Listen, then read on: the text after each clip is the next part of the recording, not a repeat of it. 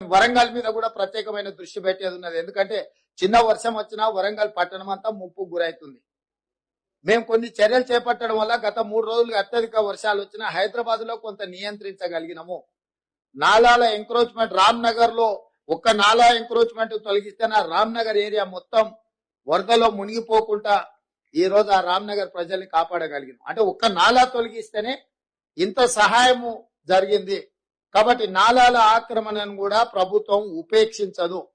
మీరు కూడా జిల్లాలలో, నేను ఇవాళ మహబూబాబాద్ వరంగల్ చెప్పట్లేదు, తెలంగాణ రాష్ట్రంలో ఉన్న అన్ని జిల్లా కలెక్టరేట్లకు ఈ నుంచి నేను ఆదేశాలు ఇస్తున్నా. మీ ప్రాంతాలలో ఎక్కడైనా చెరువులు గాని నాలాలు గాని ఆక్రమించుకుంటే మీరు మొత్తం వాటిని లిస్ట్ అవుట్ చేయండి. కోర్టులలో ఏమైనా పెండింగ్ కేసులు ఉంటే ఆ కేసులను కూడా పరిష్కరించుకోవడానికి ప్రత్యేకమైన న్యాయవాదులను నియమించుకోండి.